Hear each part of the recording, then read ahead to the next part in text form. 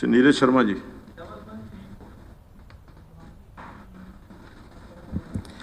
पत्र जिससे कि गरीब से गरीब आदमी को फायदा पहुंचे।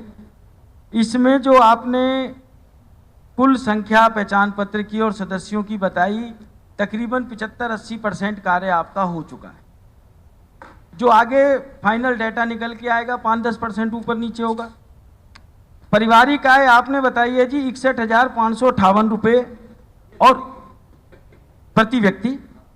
और जो इकोनॉमिक सर्वे ऑफ हमारा हरियाणा है 2020-21 का, उसके अंदर प्रति व्यक्ति आय है 2,39,535 रुपये और पूरे हिंदुस्तान की है मुख्यमंत्री जी 1,45,679 रुपये। 79 को मेरे को हिंदी में बोलना नहीं आता है। और जो ये मिनिस्ट्री ऑफ स्टैटिक्स का हमारा डाटा आता है, जो आपने कहा हर किसी का अलग अलग है, उसमें हमारा हरियाणा 5वें नंबर पे था। टोटल जो 33 प्रदेश केंद्र शासित प्रदेशों को मिला के अगर जो ये हम 61,558 रुपये पे ले आएंगे तो हमारे हरियाणा का नंबर 32वां आ जाएगा पूरे देश में। कैसे? तो फिर हमारे हरियाणा के अंदर इन्वेस्टमेंट आएगी। लोग कहेंगे जी इस स्टेट के अंदर तो परिवार के प्रति व्यक्ति की आय बहुत कम है, लोग हरियाणा के अंदर आने से घबराएंगे। तीसरा, आप स्वयं मान रहे हैं इसमें गड़बड़ी है। 88,000 लोगों ने अपने आप को बताया गया कि हम फर्जी अमीर हैं। और मुख्यमंत्री जी ऑलरेडी एक केंद्र की योजना है AAY, उसके अंदर जो लोग शामिल हैं, और जैसा आपने बताया, एक सेकंड सर मेरी बात ही खत्म होने वाली है, इकट्ठा ही जवाब दे देना सबका। उसके बाद जो आप अपनी कर रहे हैं मुख्यमंत्री अंत्योदय परिवार योजना। एक मिनट क्योंकि सदन के पटल पर तथ्य रखे जाएं तो ठीक रहता है। मैंने अपनी बातचीत में पहले कहा है, जो पर कैपिटा इनकम हम बजट में सांख्यिकी में सब तरफ आता है, वो पर कैपिटा इनकम क्या होता है? वो पर कैपिटा होता है हमारी स्टेट की जो GDP है, स्टेट GDP ओब्लिक हमारी पॉपुलेशन, वो आता है पर कैपिटा इनकम। उसमें वो आज भी हमारा 2,39,000 रुपया पर कैपिटा इनकम आज हमारी है। ये इनकम अलग है। ये इनकम एक परिवार में एक व्यक्ति क्या कमाता है वो इनकम अलग, हालांकि वो मिसनोमर है। वो भी पर कैपिटा इनकम शब्द मेरे हिसाब से मालूम नहीं क्यों रखा गया। वो पर कैपिटा GDP है, पर कैपिटा GDP है वो 2,39,000।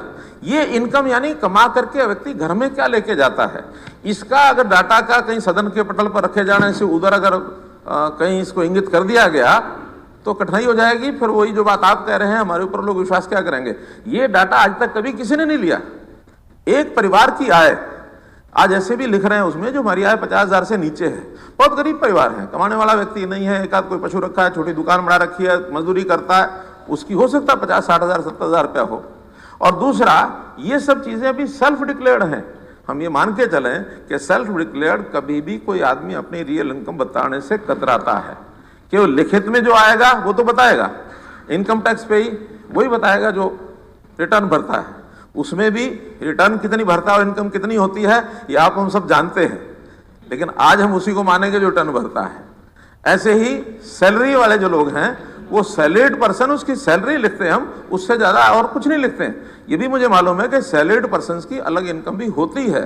वो जब आएगी तब आएगी। हमें उनकी चिंता इसलिए भी नहीं है कि हमने उनको कोई बहुत बड़ा स्कीमों का लाभ देना भी नहीं है, ना कोई इनकम टैक्स पे को में देने वाले हैं, ना कोई बड़े एम्प्लॉइज जो अच्छा कमाते हैं। हमारे सामने टारगेट है जो 15,000 रुपए से भी नीचे साल में कमाता है, हमारा 15,000 रुपये महीना, यानी हमारे ग्रुप D का जो कर्मचारी है उससे भी नीचे जो है, बहुत परिवार हैं।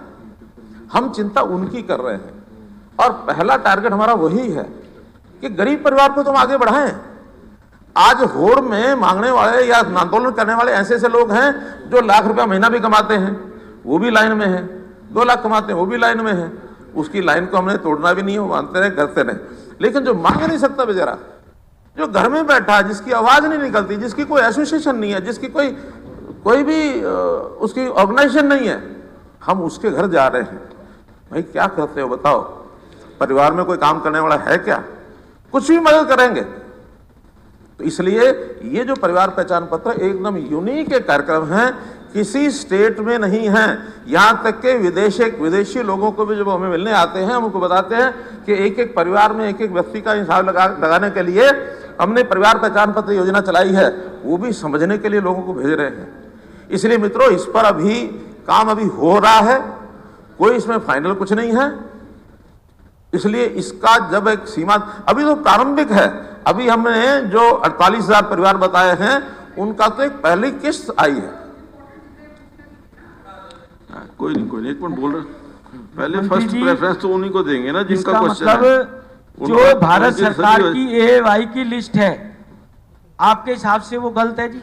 जिसके हिसाब से काम हो रहा है, जब आपकी परिवार पहचान पत्र की ठीक है लिस्ट, आप उस गरीब आदमी की चिंता कर रहे हैं, उसकी हमें भी चिंता है। यहाँ 90 के 90 साथियों को चिंता है। हर किसी के इलाके में गरीब आदमी है कि जो बिल्कुल जमीन से जुड़ा आदमी है, अंतिम छोर तक का। सर एक सेकंड, भाषण नहीं, क्वेश्चन सर, ये क्वेश्चन ही है।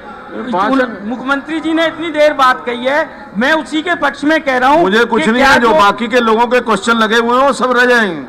मैं सर बस आखिरी बात कह रहा हूं, जहां तक इस डेटा की सुरक्षा की बात है, आज कोरोना की वैक्सीन हो रही है या और काम हो रहे हैं, कल को इस डेटा की वजह से जिसका कोई पुख्ता इंतजामात नहीं है, किसी आदमी की निजता पे हमला होगा, सरकार उसको कंपनसेशन देगी क्या?